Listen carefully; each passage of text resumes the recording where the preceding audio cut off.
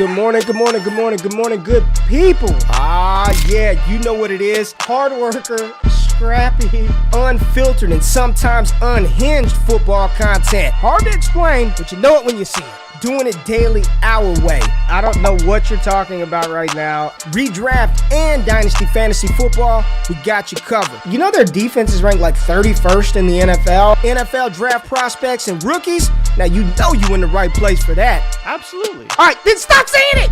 Then we're done. And prop bets with my man Jay Rich. Count that money, man. Now wipe the crust out of your eyes, get you a cup of coffee. It's time to wake your ass up with Ray G. You honestly are making absolutely no sense and you sound silly as hell. Good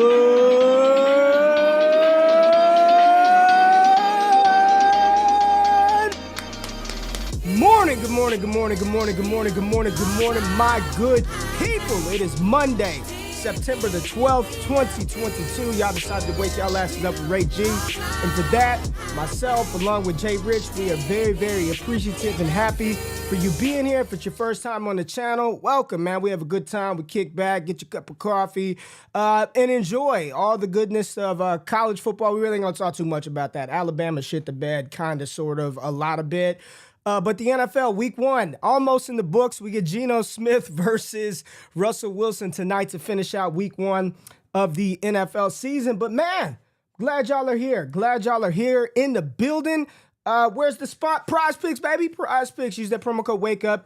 Get an instant deposit match up to $100. Subscribe to the newsletter in the description below. We got trade shows on the Destination Devy channel. We got injury podcasts. We got Off the Line. We got 4D. We got Eric and Scott Connor dropping on Saturdays. Make sure you subscribe to the DD podcast feed. We got dope content creators. And we have a new addition to the lineup that we will announce sometime later this week, but we got two people joining DD that's going to be bringing you some more fantasy football content live on Tuesday night, so I'm excited about that. Jay Rich, you talked a lot of trash last week. I had to get on here, do this big apology tour, and your boy Mike Davis, he did much of nothing as well, so I kind of feel like I need to walk that shit back, but I'm going to bring you to the stage. What's up, baby?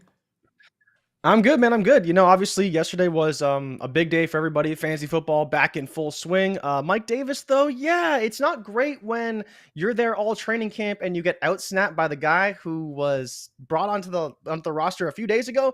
That's not the best look for the Mike Davis truthers. So, Ray, I will give you a formal apology.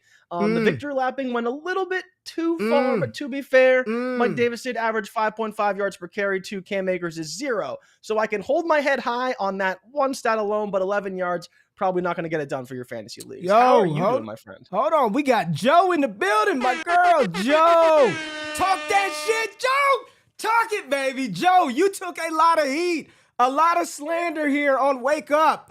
And one, Antonio Gibson went out there and balled, baby. Led the team in rushing and receiving. Joe, talk your shit this morning, girl. I like it. I like it. We're going to get to Antonio Gibson in a minute. Jay, do we have some news? Do we have news? Unfortunately, we have a lot of news. Do we have? Honest. I don't think I have Straight Facts set up the proper way. That's okay. Wait, no, okay. I got you. Old Ray G is gonna get it right here. All right, Jay. All right, let me see if I can do this. We'll do that. All right, you ready for your news segment? Yeah.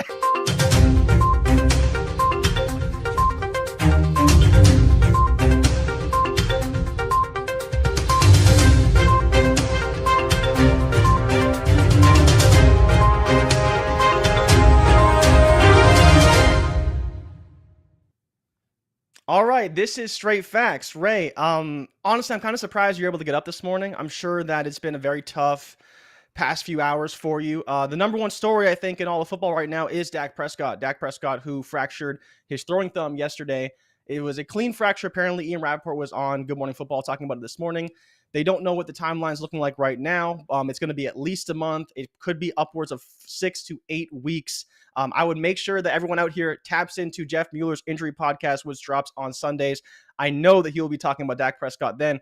But, you know, outlook for the Cowboys, not good. Jimmy Garoppolo, still available, right? I know you don't want to hear it, but at this point, quick question for you. Should the Cowboys tank this season, yes or no? Yes. I'm kind of with you. I think they should tank too. Yes. Okay, so moving forward, Keenan Allen suffered a hamstring injury in the second quarter. He actually, I believe, had like 62 yards, so was on for a monster game against the Raiders. The Chargers looked a little shaky after that, but ultimately Justin Herbert was able to get it done.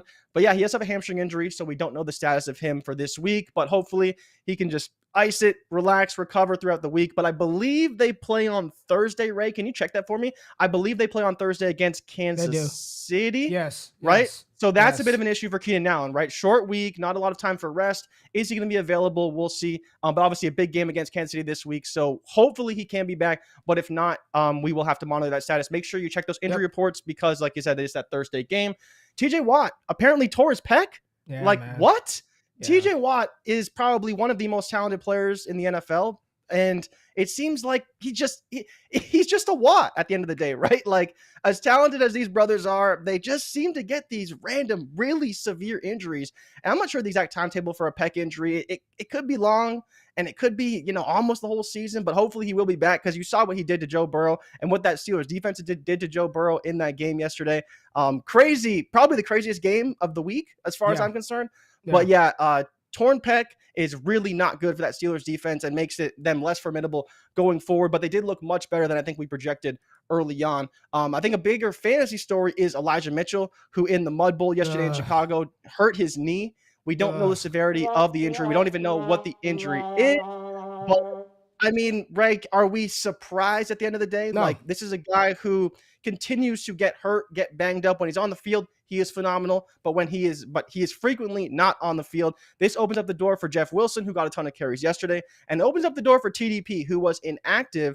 Tyrion Davis-Price, the third-round pick out of LSU, he was inactive this week, so he didn't get to play, but he will be active this week. So I'm curious how they do use him because you have to imagine he will be on the field to some degree.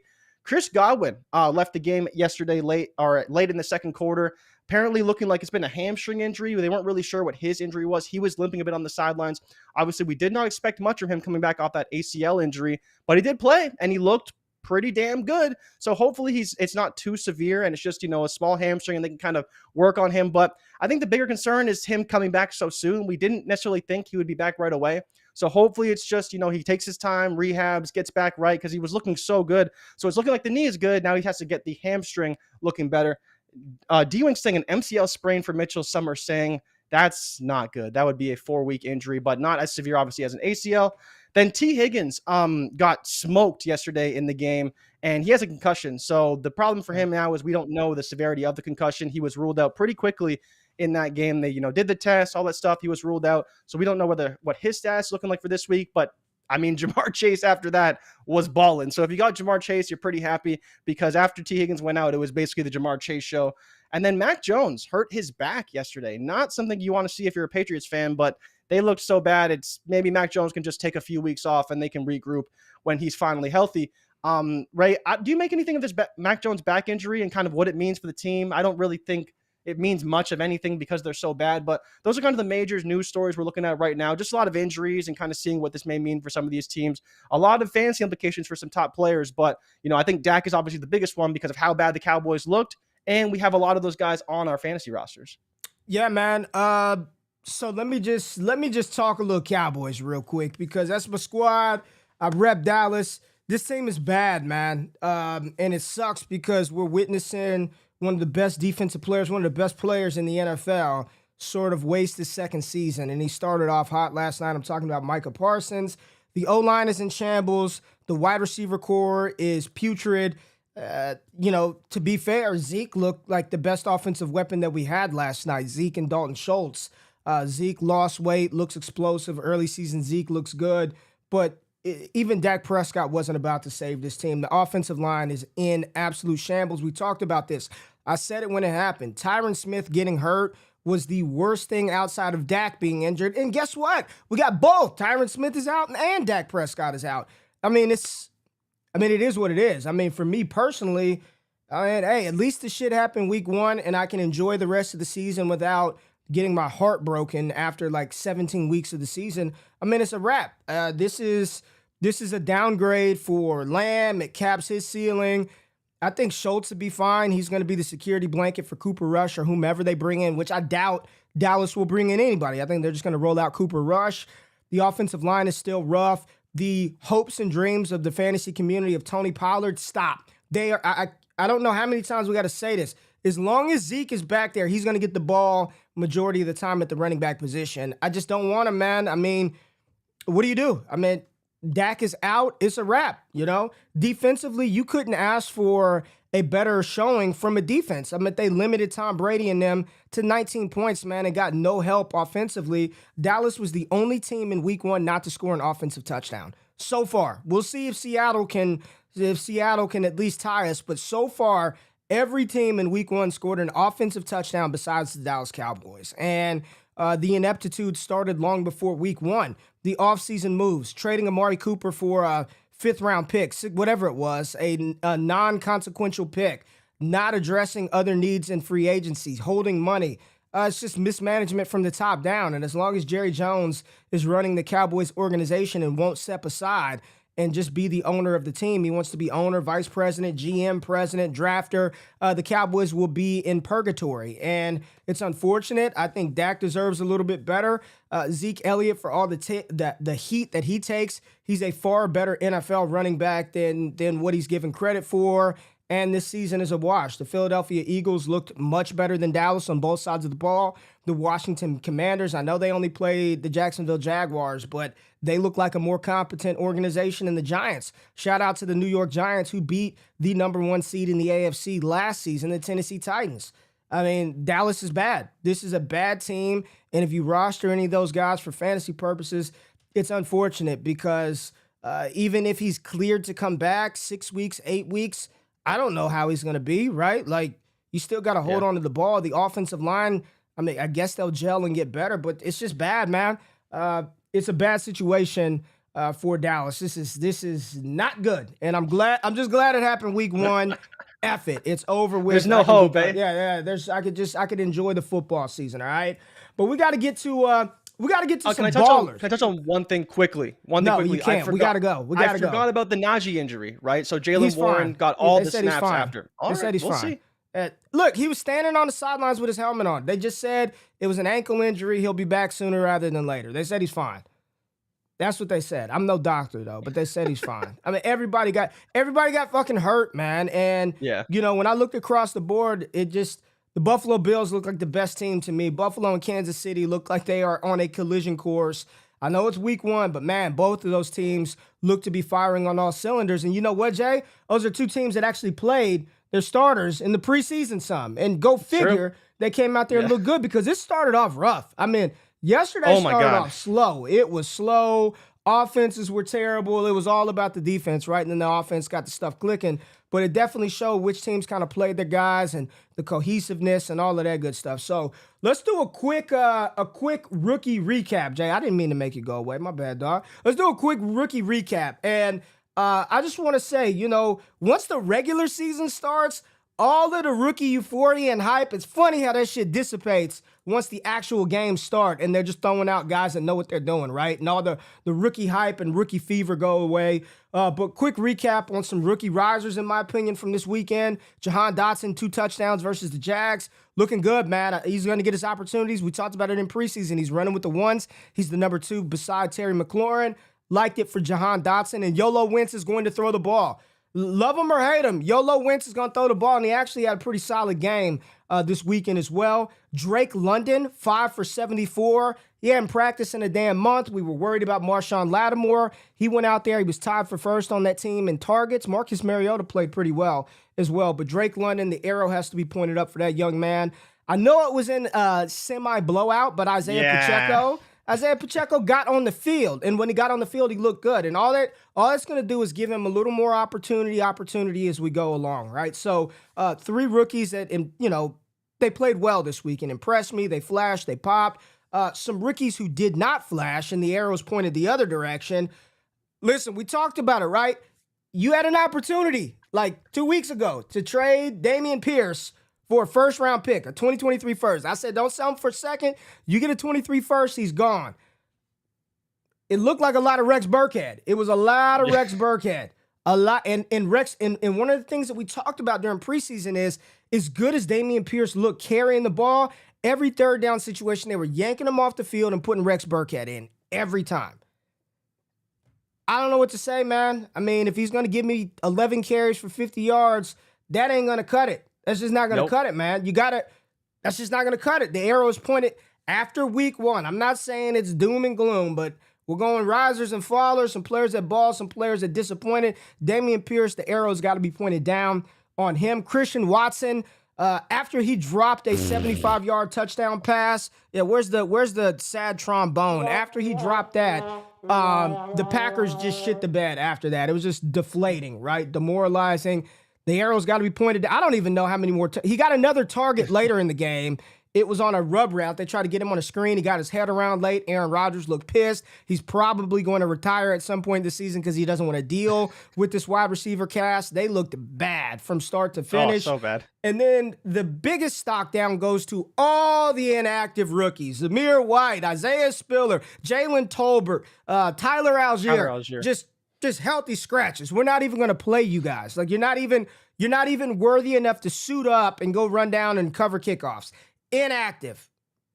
Well, there you go. 4th round rookies don't even get to suit up on game days. Now, the reality is it's the running back position. All of those guys will probably play at some point because everyone just gets banged up at the running back position. But that's just a quick rookie recap. Jay, we got to go to ballers and bricks, baby. We got to talk some ballers and bricks, some players that absolutely shined this weekend, balled the hell out. Jay, who's the biggest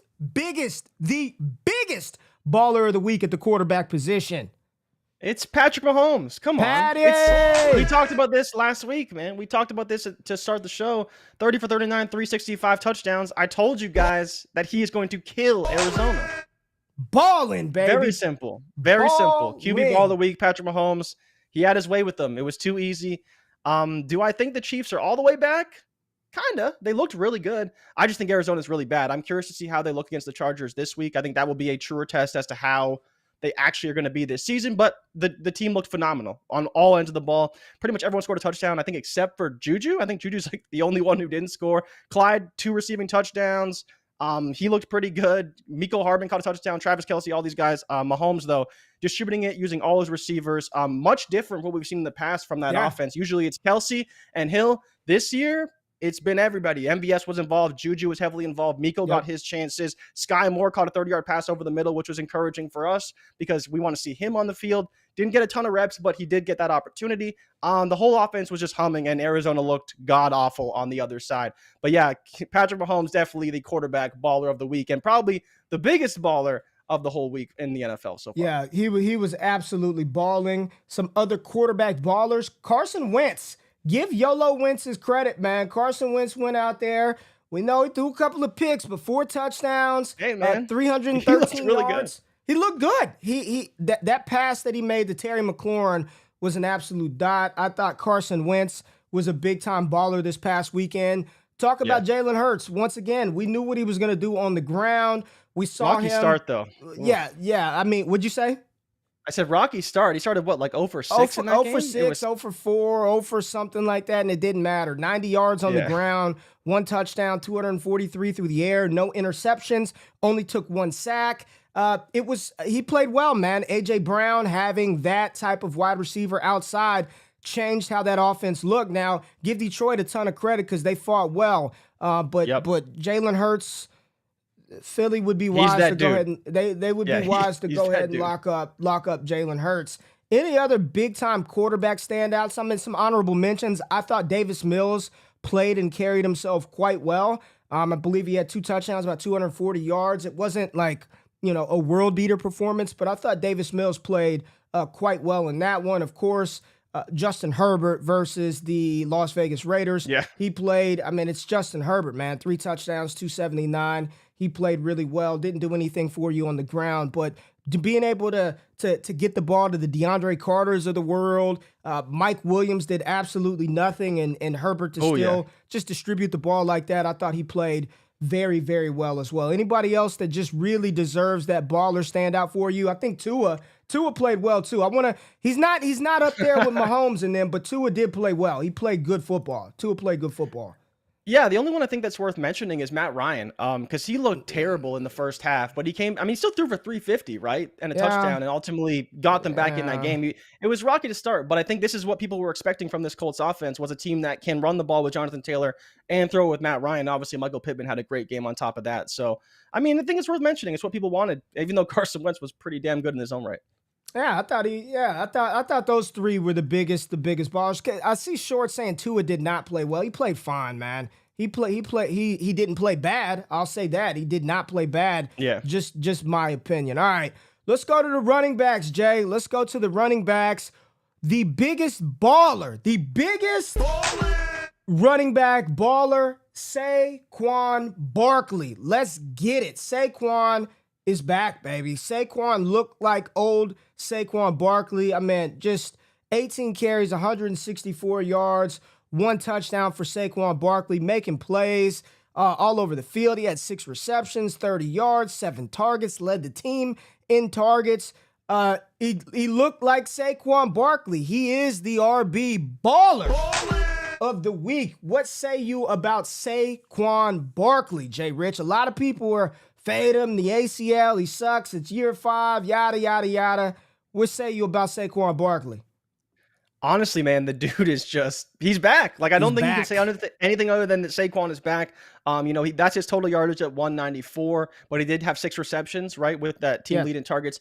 He just looked phenomenal. Like, I mean, there was a clear effort from Brian Dable to get him the ball, right? And while Daniel Jones was a little shaky at times, he threw that end zone pick that almost cost them the game. Brian Dable, what did he do? He gave the ball to his star running back to get that 2-point conversion to ultimately win them the game, and Saquon Barkley was able to deliver on that and obviously delivered throughout the game. A lot of big runs, and I think the biggest takeaway is that in the running game, that offensive line looked much better. The pass protection was okay. It wasn't always there. But I think in the running game, they did look very good and was able to get Saquon those couple of plays that get those big holes develop, and he's getting, 30, 40. I think he had an over a 50-yard run at one point during that game as well. So you just see what all that Saquon Barkley needs is a couple chances, and he can make the most of them, and he really did that in this matchup. He Definitely the looked biggest like ball of the week. Saquon Barkley, man. The league is better when Saquon is balling, and he is definitely the biggest RB baller of the week. But, man, there were a lot of RB ballers, man. Jonathan Taylor, I kind of didn't want to talk about him, but, I mean, it's JT, right? 31 He carries. did what he does. 31 carries in week 1, 161, 1 touchdown. But what's even more impressive is he had 7 targets, man. 7 targets, which was tied for second on the team with Kylan Granson, which was a little surprising. But Saquon Barkley being involved in the receiving game, awesome. He balled out. Cordell Patterson, I remember, when were we talking about this? We were talking about Patterson somewhere, and I was like, man, should we draft Patterson with confidence? He's 39 years old. He's Yeah. 22 carries, 120 yards, 1 touchdown, 5 He was targets really for good. Patterson, 3 receptions, 16 yards. Talk about Cordell Patterson, man. Baller, one of the RB ballers of the week, no doubt for Cordell Patterson. The biggest baller probably could have been, Jay, DeAndre Swift, had he not been vultured at least 11 times by Jamal Williams, who averaged 2.5 yards an attempt. But guess what? He had 2 touchdowns on his 11 carries. DeAndre Swift brought him down to the goal line twice, and they gave Jamal Williams the ball. But Swizzy had 15 for 144 and 1. He also had 3 targets, secured all 3 of those for 31 yards. Jay, DeAndre Swift looked good. Good. He bust that big run early when the Eagles safety fell down, and it was just like after that, you're like, oh shit. Like, and it was probably, I think, the first big play of the weekend, as far as I'm concerned. But yeah, Swift is looking phenomenal. I'm curious to see how this can keep up because the Eagles were pretty shaky on the back end in that game. We expected that secondary to be a lot better. Obviously, James Bradbury did get a pick 6, which, that was a big addition for them. But Swift looked really good. I hope that they can get him some more touchdowns. It's really annoying to see Jamal Williams get those touchdowns in the end zone. But this is kind of what happens. This is some of the offenses. It's just how they run it. Swift isn't that power back, even though he was still moving the piles and running guys over. They seem to trust Jamal Williams in that short area. But Swift, it's looking like he's really going to return on value. I was kind of skeptical early on because we didn't think he would get the rushing production, but we knew we'd get in the receiving game. It's looking like he's going to be full go, and that's really encouraging. Circling back to Cordell Patterson, though, I think the interesting point about him is that we were kind of led to believe that his carries were going to be lightened and he was going to get more work in the receiving game, which is fine because he's a great dual threat guy. But 22 carries is a full-blown workhorse running back. So if he's going to be doing this weekly, he's, probably a fringe RB2, like RB1. Like he's produces every single year, continues to do that 5.5 a carry. Yes. He can be a fringe RB1. It just depends on how much does he score, right? And he's going to do work in the receiving game, and he really didn't do a ton in this one. But Mariota looked good, and if he's looking good and they're better than we expect, man, Cordell Patterson could be a league winner, honestly, this season. All right, some more RB ballers this week. Left tackle Lenny. Y'all talked about him early in camp. Yeah. Y'all talked about old Leonard Fournette. And there was all this, we want to lighten his work. We want to split this. Bullshit. 21 carries, 171. Also had 2 receptions in the game. He looked powerful. He looked fast. Leonard Fournette, lock and load, RB1. He was fantastic versus Dallas. They couldn't do anything with him. It didn't look like Dallas really had a ton of interest in tackling Leonard Fournette. Clyde Edwards-Helaire getting in the game, right? Only 7 carries, 42 yards, but CEH did secure all 3 of his targets. 2 of those went for touchdowns. Seemed like the Chiefs wanted to use him a little more Brian Westbrookian this year. I'm not comparing him to that at all, but it was good to see Clyde Edwards-Helaire finally do something for us for fantasy football purposes. Miles Sanders also, after not practicing for it seemed like the whole training camp, clear lead guy in Philadelphia. And when you have Hurts, when you have A.J. Brown, Dallas Goedert, it's going to open up some running games. Miles Sanders looked well. But we're going to spend a little time talking about it. We're going to spend some time talking about it, baby. Antonio Gibson going out there. He is one of the RB ballers this week because he went out there, right? 58 yards on the ground, 14 carries.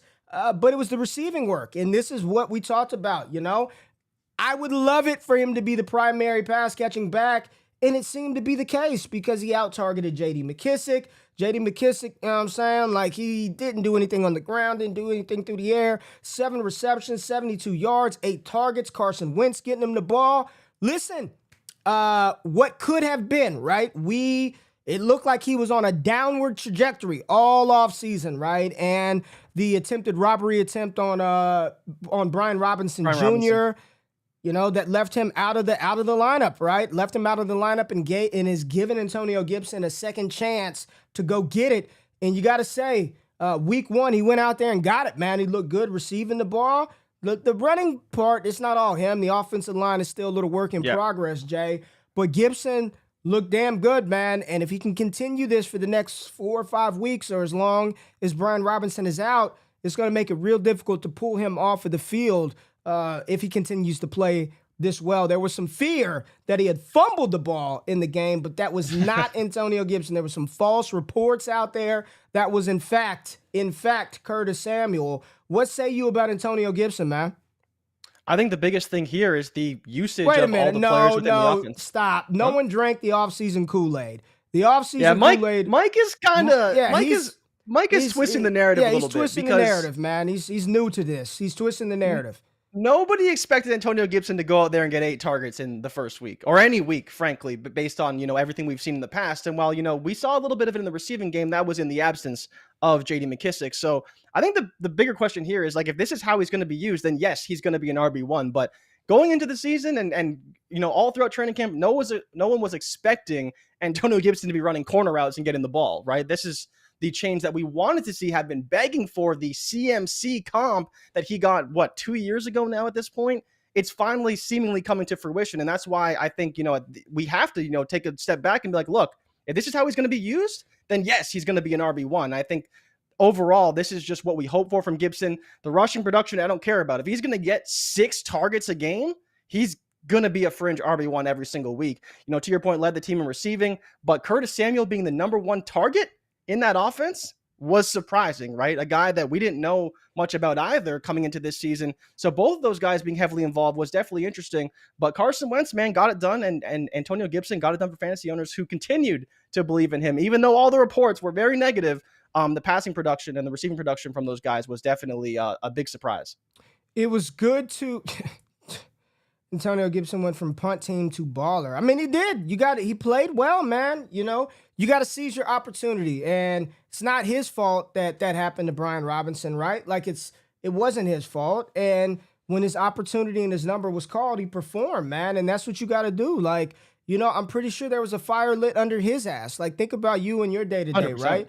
If you know somebody is coming for you, right? Brian Robinson was coming for him. Brian Robinson was there.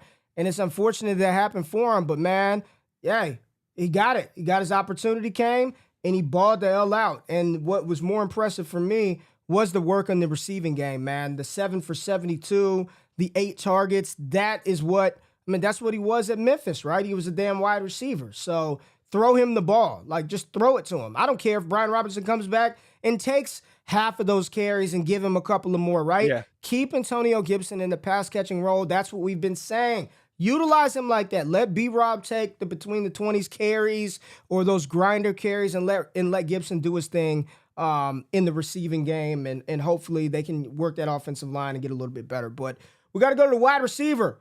Big-time baller of the week for wide receivers. There's nobody other than one guy, right, Jay? There's one guy. I mean, it's just, on, he's that dude. He's that dude. He's just that guy, man. Talk about him, Jay. Justin Jefferson. What can I say, man? He's the best receiver in football. I don't even know if it's that close. You can make the case for Cooper Kupp, Devontae Adams. I get it, but what Justin Jefferson continues to do week after week is just phenomenal. Like, he's going to lead the league in air yards again. He could lead the league in receiving. 9 receptions, 184 yards, 2 touchdowns, did most of his damage in the first half. What else can I say? This guy's been a dude who's just been great his whole career, pretty much from the start. And if you got him, you should be counting your lucky stars, because he was barely a first-round pick in rookie drafts. And now I think, Ray, can we make the case that he's over Jamar Chase? Is he wide receiver 1? I mean, he's Justin been Jefferson mine. Wide receiver 1. He's been mine. So it's, they're in the same tier. Pick one and have fun. Yeah, Exactly. I just like He's Jefferson just better. Incredible, man. Just incredible. And that's what it comes down to. Dude's just incredible. I did that Bleacher Report piece a couple of weeks ago. Oh, yeah. And they were like Cooper Kupp versus Justin Jefferson, right? And I said I would take Justin Jefferson over Kupp this year. It was like 500,000 people telling me that I was like dead ass wrong. Who the hell is this guy? And Cooper Kupp is dope too, but I want Justin Jefferson, he had a great man. week. Justin Jefferson. Did you see the comments by Adam Thielen after the game? Thielen said he's never been a part of an offense that just wants to attack, no matter the score, no matter if they were up. And he said it's refreshing as hell, pretty much, to be a part of an offense that just wants to push the ball downfield. Attack mode. I don't know what Green Bay was doing. You're talking about Jair Alexander. It's supposed to be a good defense, Big right? extension, right? Big money, man. He is out there wide, bend over and spread your cheeks open. That's how, like, nobody was around him. There was one time he caught it, and then he took like a half a step back and kind of looked and was like, oh shit, no one's here. Let me run, and then go pick up another 30. He's incredible, man. I think he's the best wide receiver in football. And everybody keeps saying, oh, he can't duplicate what he did his rookie season. He goes out there and he bests that in his sophomore season. Oh, regression is soon to come for Justin Jefferson, and he comes out the gate 9 for 194. It ain't looking good. Come looking on, good man. for those people. I mean, just an absolute dog. The biggest baller of the week, Justin Jefferson. And let's just stay with the LSU theme, because his running mate, Jamar Chase, should have had 3 touchdowns in the game. They missed one on the goal line. He one-hand catch one in the end zone, got a toe on the line. These two, man. The thing with Chase that's so funny nuts, is, like, man. I don't even understand how he gets open sometimes, because it's not that he's does things slowly. He kind of reminds me of Cooper Kupp in that way. He doesn't look like he's running fast, but It doesn't he's look like always getting open. he's trying half the time. His cuts aren't super sharp. They're not quick. He's just great. He's just great. He's just getting open. You're like, whoa. Like, you look at Devontae Adams and he's like shaking Asante Samuel out of his shoes, running an out route. And Jamar Chase is like, just catching everything. I don't understand it. But yeah, to your point, he made a bunch of phenomenal catches down the stretch to try and help them win that game. Man. They should have won that game multiple times. And, Pittsburgh really gave it away a couple times. But Jamar Chase, without T. Higgins, is going to be a dog. Like, we can say Justin Jefferson he had an amazing game, but with T. Higgins potentially out, if he does miss any time, Jamar Chase is going to be a goddamn baller every single week. He's just so good. 16 targets. 10 receptions, 129, and a touchdown. Like you said, should have been 2 or 3 touchdowns. Should have easily. had at least two. Had his At foot on least the line two. in a couple. He's just so good, man. Agreed, So Shorts. His separation at the catch point, it's the best in the league. He always looks covered, and then right when the ball gets there, he's open every time. 7-11, baby. A.J. Brown, 13 targets. The next closest target getter, a tie between Kenneth Gainwell, Dallas Goedert, and Devontae Smith, 10 for 155. This is what Jalen Hurts needed. You get him a guy like this, and he's going to be good. And this offense is going to continue to get better. A.J. Brown, an absolute baller this week. A player, Jay, that I have been very high on. My first video over at TDN, I talked about him being the next potential guy to ascend to wide receiver 1 territory. Michael Pittman Jr. It's going down this year. If you can go out and get him still, go do it. Matt Ryan is about to throw to him every single time. All the shit about this guy and that guy and Pierce and Paris Campbell. It's Michael Pittman Jr. 9 for 121 and 13 targets.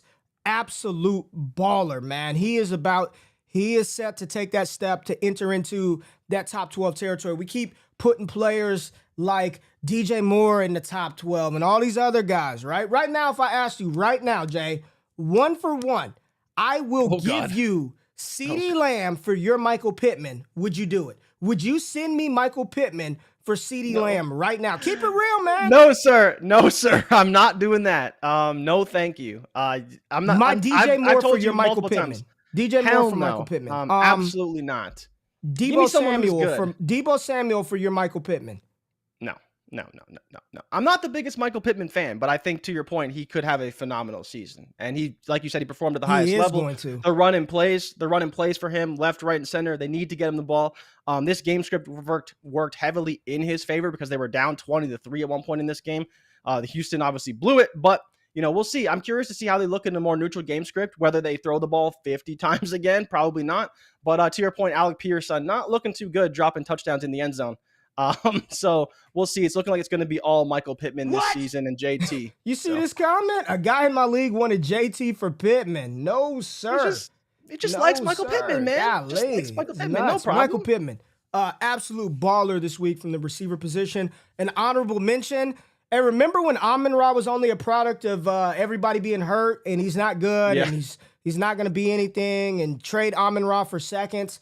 Amon-Ra St. Brown is that dude, man. I know the stat line wasn't great, but 12 targets, 8 receptions, 164 and 1. Really impressed with Amon-Ra St. Brown. Juju was targeted very heavily. Tyreek Hill had a good debut for the Miami Dolphins. Man. Is there anybody else that I'm just like egregiously missing from the wide receiver position that just really stepped up and balled out? I don't think so. I mean, we kind of talked about anyone that I can think of right now. I don't think so. I don't think. I mean, I'm sure there were others.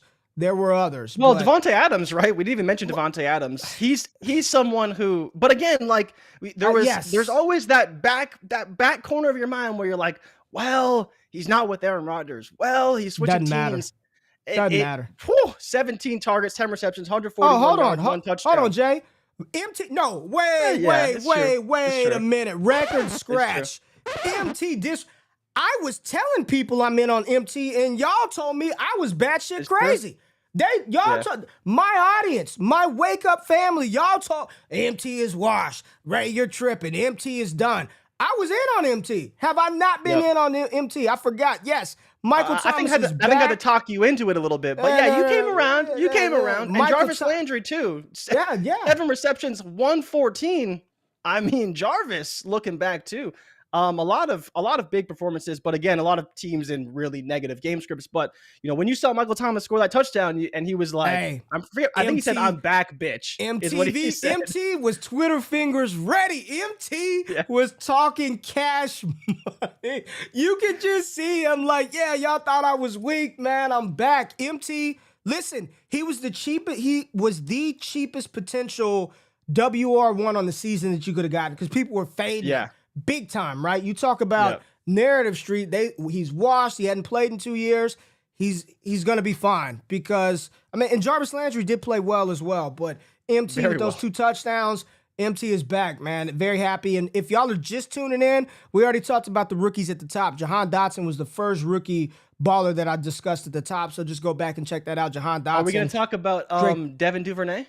His 2 touchdowns? No? I'm still not starting him. You ain't starting Devin Duvernay. I mean, Corey Davis had 70 receiving yards. You ain't starting Devin Duvernay. He didn't have 2 touchdowns, though. I'm just saying. Yes, he was a great... Bateman, though. Bateman got his big touchdown, which saved his day. He was god-awful before. Yes. Well, not awful. He just wasn't getting the ball, right? Yeah, he wasn't getting the ball, man. But that definitely saved him. All right, let's go to the tight end baller of the week. And, I mean, this one, it's just, Jay, it's Travis Kelce. It's Travis Kelce. I mean, death taxes and the best tight end in football. 8 for 121 and a touchdown. Baller of the week. Travis Kelce, and it's going to be fun to watch him with Patrick Mahomes. But O.J. Howard, too. O.J. Howard coming out of nowhere. 2 touchdowns for O.J. Howard. Let's go, baby. I mean, I didn't have him. This is what he's supposed to be, man. He's supposed to be, first-round pick, phenomenal talent out of Alabama years ago. Went to the Bills. The Bills cut him. Houston picks him up. He walks into his first game and scores 2 touchdowns. I mean, what more can you ask from O.J. Howard than a phenomenal performance? Definitely a baller of the week, and a baller who came out of nowhere at that. All right, man. Let's go to some bricks. We got to go ballers and absolute sad trombone bricks at the positions. Jay, and if y'all out there are familiar with Along Came Polly, you will love the sounders that I have for these bricks coming up. So let's start at the quarterback.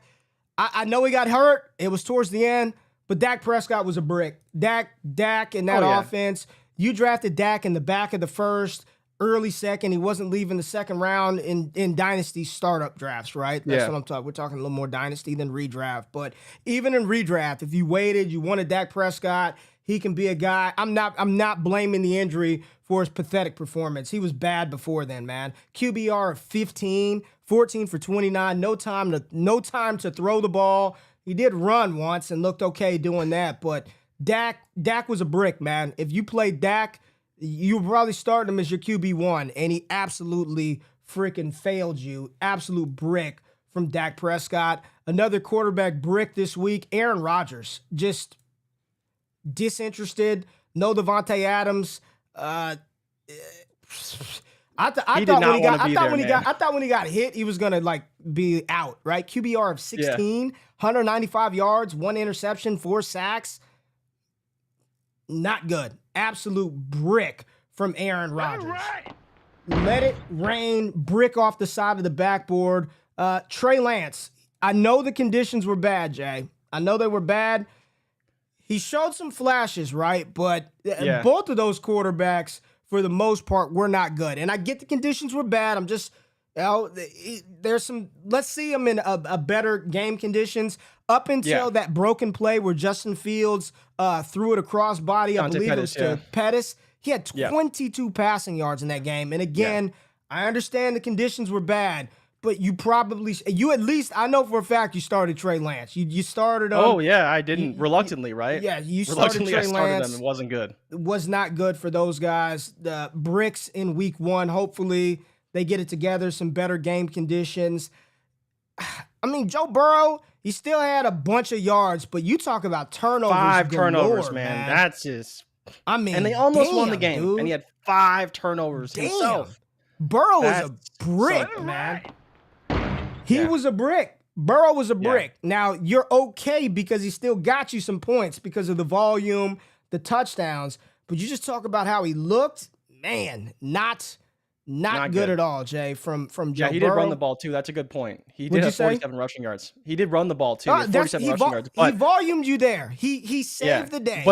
But if he didn't have, all those turnovers, which is, in some leagues, we play in some leagues that are -4 points for interceptions, right? So that's not going to get it done, right? 5 turnovers is not going to get it done for that team and for that franchise. Derek Carr still had close to 300 passing yards, 2 touchdowns, he had 3 picks, right?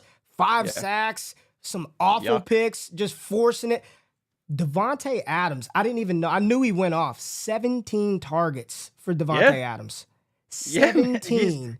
Everyone said targets. Darren Waller. Everyone said Hunter Renfrow. Hunter Renfrow, I think, had 2 receptions for 33 yards. Waller had 4 for like 67 or 69 yards. It was It's not nuts. anything but the Nuts. Devontae Adams show that we all hoped for, but we actually got to see it in fruition in week 1. Hey, man, since he's got to protect Burrow, man, 7 Yeah. sacks? I thought they revamped the O-line. He's getting his ass worked out there. They got to do something, man. They can't throw him out there and keep getting him beat up like that, man. Damn, Mixon couldn't get any running room. But yeah, those were some of the quarterback bricks this week, Jay. Who else do we have? Running back bricks. The running back bricks of the week, dog. And I just got to pull it up because I was told that James Robinson was dead, but old Travis Etienne. Old Etienne, 4 carries, 47 yards, 2 receptions, 18 yards, 1-800, 2 bricks missing in action. James Robinson just looked like the better running back, and I see Etienne apologists out there. Oh, it's okay. He'll get it going. He'll get it going a little bit later, right? But I thought the Achilles tendon injury was supposed to be the death of James Robinson, and there was no hope for him to get on the field. And he just looked better than Travis Etienne in every facet of the game. Besides the 2 receptions, J-Rob caught 1 for 3 and a touchdown. But let's talk about Travis Etienne, who I was told was elite and was going to be the lead back in this backfield. What's up?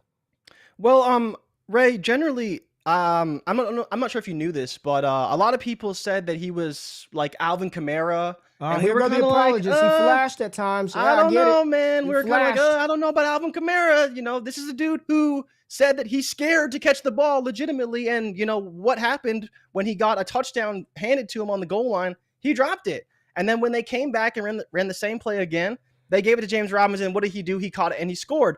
So, again, I don't think it's doom and gloom for Etienne. Again, it was his first game. He was coming off injury too, but he wasn't coming off as a severe injury as James Robinson. That's I'm for not sure. trying to hear. I'm not James trying to hear all Robinson that first game still shit, out carried him. I'm not trying to. So I'm again, not trying to hear all James that, Robinson man. is that dude, and it was a negative game script, right? And if he didn't was get a that ton good, of, why didn't he get the ball more? That's my question, man. It's true. Like 4 for 47. He's fast. He's a fast running back that can't find holes. If he's in the open field, he's good. But again, James Robinson barely practiced in training camp. He's not even a full year off of an Achilles surgery, and they had more confidence of getting him the rock than it was Etienne. I'm just trying to figure out what the deal was, man. I don't know. He was MIA. He was MIA. So was this guy, Alvin Kamara. Brick. Absolute brick from Alvin Kamara. 9 for 39, 3 receptions, 7 yards. Where was he at? Where the hell was Alvin Kamara at? I don't know, man. That whole offense in the first half was just brutal. You know, honestly, even arguably 3 quarters, they were just terrible. They kind of figured out Alvin Kamara was banged up a little bit. He was in and out of the game. I'm not sure why they used him in such a weird way. He had really questionable usage. There was a big play that they needed in that game, and they gave it to Mark Ingram for some reason. I don't know if Alvin Kamara was hurt or why he didn't play, but he wasn't in there enough. He didn't get it done, and they need to really feed him the ball. I don't know if he's not healthy or what the case is, but to your point, huge brick, a guy that we expected a lot from to really carry the load and demand that play. Everyone's saying Taysom Hill. I mean, I can't stress this enough, people. If Taysom Hill is on your waiver wires, he is a tight end in all formats. Like, he's a dude that you have to have on your roster because he's going to play. And he had, 80 rushing yards and a touchdown in this game? I mean, but Alvin Kamara he didn't do anything. Like, he just didn't. But Now, I mean, all what are you these gonna do? You running still gotta backs, play him. David Montgomery, Najee Yuck. Harris, Chase Edmonds, brick, CMC. Thank God he scored you a touchdown. Brick. Oh, Why yeah, is he he was only getting awful. 4 targets? Listen, we're not saying that these guys are done for the year. We're talking about what they did in week 1.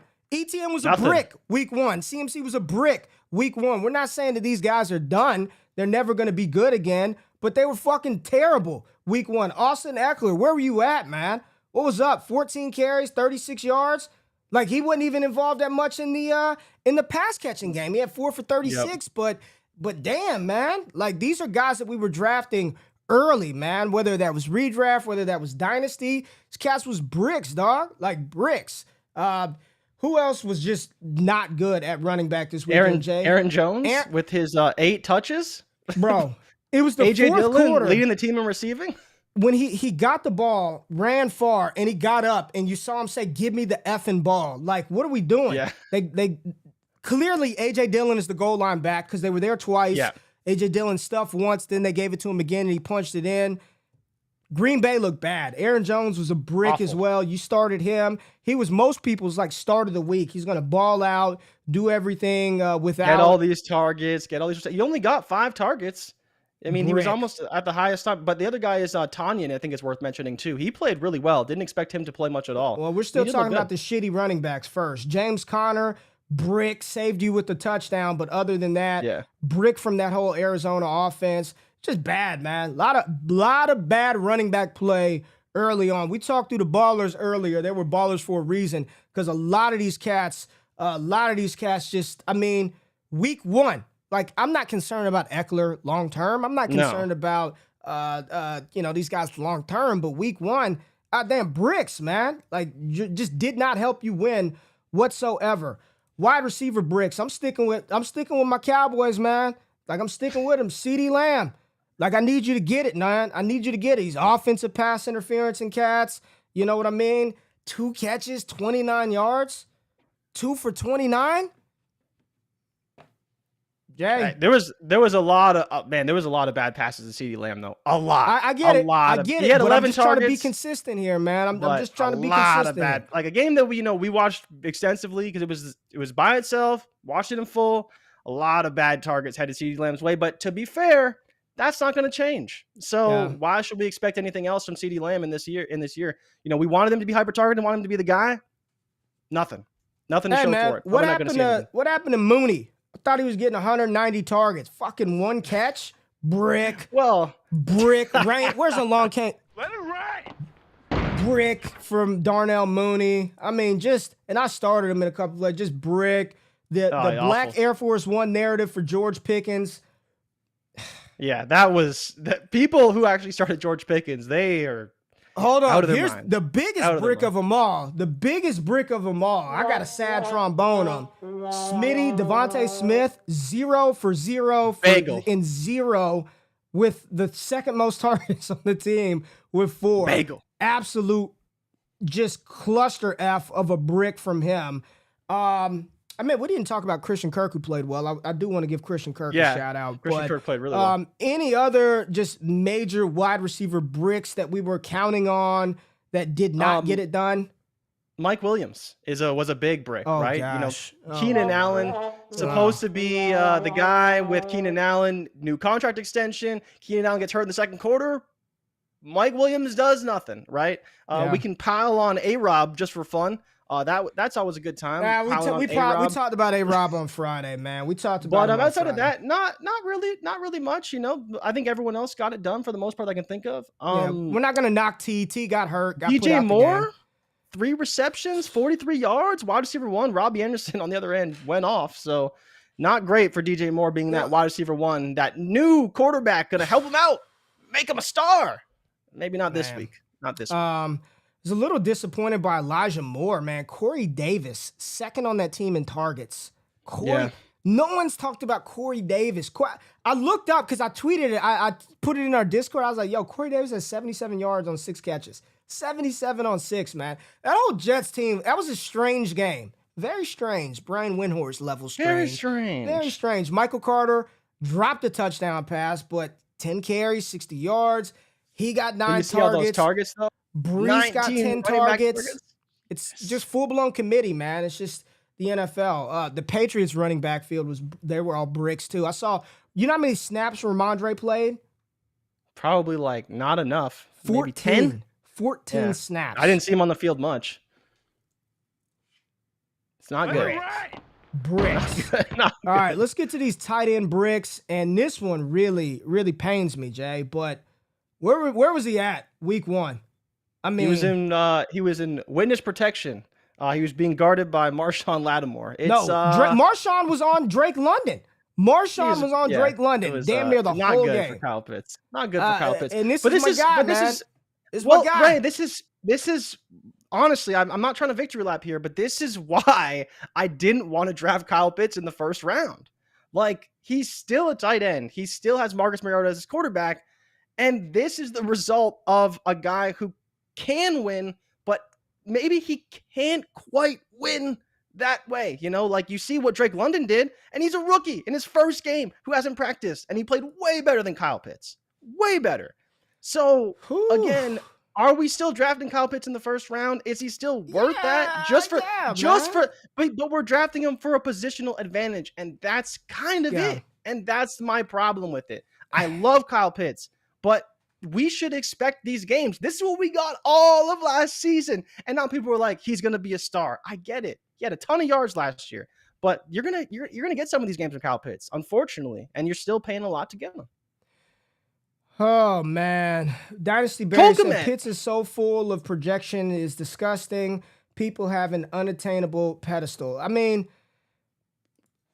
we're just talking about this game. No one's talking about long term. We're not talking about 5 years. I'm just talking week 1. He was definitely in witness protection, right? Yeah. Cole Kmet, didn't he goose egg as well? Wasn't he a goose egger? I believe so, yeah. But I'm not gonna poo-poo on him too much. Like, there wasn't a lot of throwing in that game. Cole Kmet, you shouldn't have started Cole Kmet, though. Like, you saw the conditions of the game, right? Like, you started Mooney kind of reluctantly. You started Debo reluctantly, right? You started Lance because hoping he runs, but I don't think Kmet's a guy that you have to start in a condition like that, right? To your point, he only saw one target. But, Jay, Justin Fields only completed 8 passes. I'm about to piss the people off, Jay, because he's like the highest priced fraudulent elite tight end in the NFL, and it's TJ Hawkinson. He's so fraudulent. He's fine.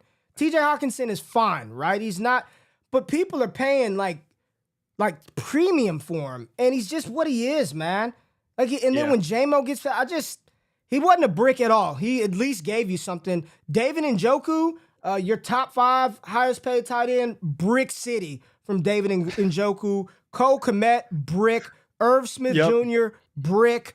I mean, it's just, you either have Kelsey, Kittle, Waller, brick his ass is always hurt. Well, Kittle didn't play, right? You want one of the top tight ends, or you want a guy at the bottom of the barrel, and that's it. You don't want these middling tight ends. It's not worth it. I was fully prepared. Andrews wasn't that good either. I was fully prepared to come in there and brick Mark Andrews, but at least it gave you 10 points. At least you got 10 out of Andrews. I mean, that's not what you wanted when you when you drafted him in the second round, but at least you got it. Something. Right? I see Patrick talk about Gesicki. We should have seen that coming, though. We should have seen that coming. Yeah, Andrews was fine based on all of that. But Jay, that's week 1 in a nutshell. Those are the bricks and ballers from week 1. Was there anybody else that we missed out on? And do you want to talk about the game tonight? Well, the game tonight, I think it's just, do you think it's going to be a blowout is really the question. Do you think Russ goes in there and annihilates the Seahawks in his debut? Probably. They should. Probably, right? Given how this week went, everyone's survivor picks are done because we thought the Giants were going to lose to the Titans. Yep. The Cincinnati Bengals were going to roll the Steelers. And then the Colts too was a big survivor pick. Houston. I mean, there were a lot of just, I don't want to say anything. The Falcons almost beat the damn Saints. The Lions almost beat the Eagles.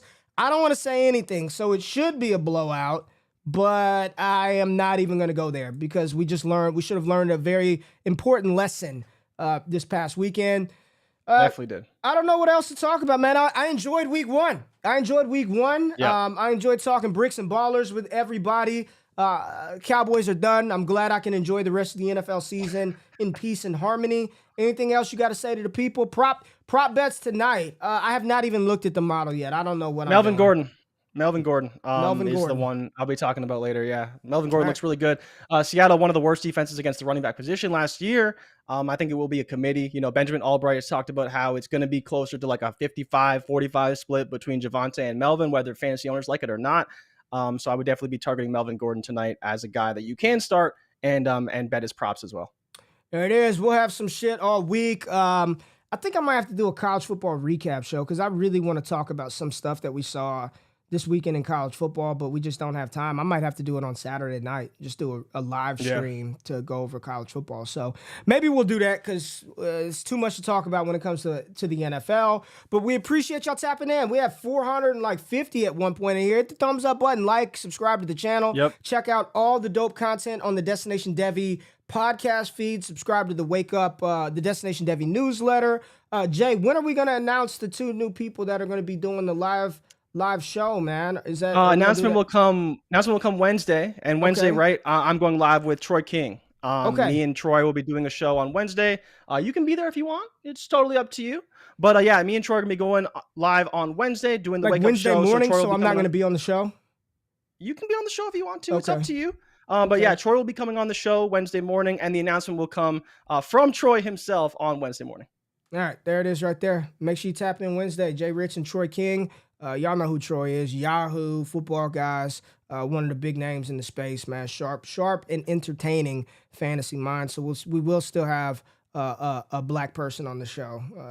I won't be here. A bald-headed black dude. Still won't one be and a half here. black people. Yeah, Perfect. still one. We got some super chats we got to get to real quick before we get out of here. I saw 3 come through, so let's get that up. Here we go. What we got?